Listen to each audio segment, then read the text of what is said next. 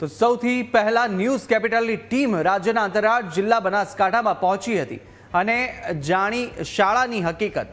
જ્યાં પાલનપુરની પ્રાથમિક શાળામાં ગયા તો ખ્યાલ આવ્યો કે સ્થિતિ કયા પ્રકારની છે।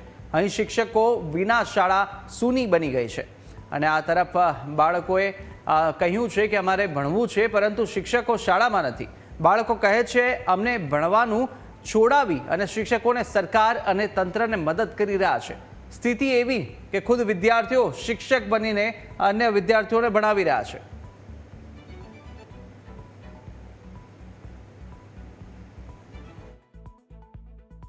ખરેખર સરકારી સ્કૂલની અંદર રહેલા ટીચર્સ જે છે એમને ત્યાં કામ છે ભણાવવાનું, એમનું કામ એ ભણાવવાનું હોવું જોઈએ અને એક્સ્ટ્રા વર્ક તમારે કરાવવું હોય તો એ સરકારી સ્કૂલનો ટાઈમ પૂરો થાય એના પછી એ કામ એમને કરાવવું જોઈએ અને એક્સ્ટ્રા પગાર એમને આપવો જોઈએ। તમને એમ લાગે કે એમનો પગાર વધારે છે તો પગાર ઓછો કરો અને કામ વધારો, પણ એની જગ્યાએ તમે બીજા કામમાં ધકેલો એટલે માનસિક સ્ટ્રેસમાં જે વ્યક્તિ હોય એ બાળકોને શું ભણાવશે? તો ભારતનું ભવિષ્ય આવી રીતે તૈયાર થશે કે શાળાએ જાય ને શાળામાં બાળકો જ હોય, ખાલી શિક્ષક હોય જ નહીં? તો આ કઈ પ્રકારની શિક્ષણ પદ્ધતિ છે આપણી? ખરેખર આ અમારો સખત વિરોધ છે કે બીએલઓની કામગીરી જે શિક્ષક કરી રહ્યા છે એ હાલ માનસિક સ્ટ્રેસમાં છે અને આવા લોકો અમારા બાળકોને ભણાવી શકે એમ નથી।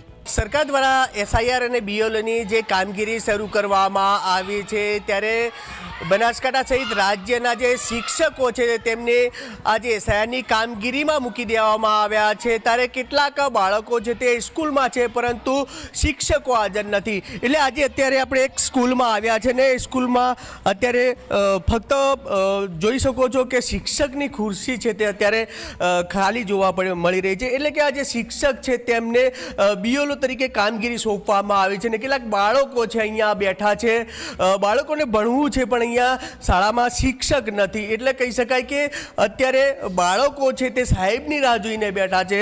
અત્યારે બાળકો જ છે અહીંયા આગળ, બાળકોને જ પૂછશું, વિદ્યાર્થીઓ બધા બેઠા છે। અત્યારે સાહેબ ક્યાં ગયા છે?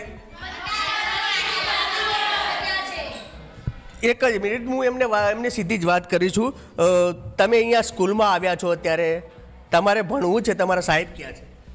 અમારા સાહેબ મતદારોની યાદી ગોઠવા ગયા છે। કેટલા દિવસથી સાહેબ નથી હાજર અહીં? 15 દિવસ સુધી। 15 દિવસ થઈ ગયા છે? તો તમને કોણ ભણાવે છે? અમને બીજા સાહેબો કે બહેનો ભણાવે છે રોજ। હા, રોજિંદામાં। તો અત્યારે તો સાહેબ હાજર નથી, અત્યારે કોણ ભણાવે છે? હાલ સાહેબ ભણાવતા હતા તો મને ઊભા કરીને ગયા કે તું નામ લખ જ્યાં સુધી હું એને નીચેથી આવું। એટલે અત્યારે તમે છો ને તમને શિક્ષક બનાવીને ગયા છે સાહેબ?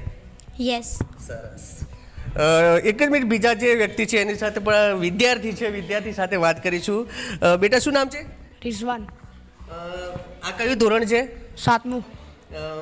અત્યારે સ્કૂલમાં આવ્યો છે, સાહેબ નથી, ભણવું છે? હા। તો સાહેબ ક્યાં ગયા છે? મતદારોની યાદોમાં ગોઠવાઈ ગયા છે। કેટલા દિવસથી નથી આવતા? 15 દિવસથી। તો શું કરશો? સાહેબ આવતા નથી તો અત્યારે ભણવાનું બગડે છે? અન્ય પણ એક વિદ્યાર્થી છે એની સાથે વાત કરીશું। શું નામ છે બેટા તારું? મુજફ્ફર। સાહેબ કેટલા દિવસથી નથી આવતા સ્કૂલમાં? 15 દિવસથી। શું છે તો ભણવું છે ત્યારે કેવી રીતે અભ્યાસ બગડે છે? હા હા। તો શું કહેવા માંગો છો? સાહેબો નથી આવતા તો સરકારને શું કહેવું છે? અભ્યાસ બગડે છે, શું છે? બગડે છે અભ્યાસ, ભણવું છે। તો અત્યારે કે તમે બધા વિદ્યાર્થીઓ બેઠા છો, અત્યારે કોણ ભણાવે છે તમને? આ બેન ભણાવે છે। આ બેન ભણાવે છે। સરસ। તો અહીંયા નવા બેન મૂકવામાં આવ્યા છે। શું નામ છે બેન તમારું? આફિયા। સરસ કહેવાયેલો, તમે તો બેન બની ગયા છો અત્યારે। ના, હું ખાલી મોનિટર હું।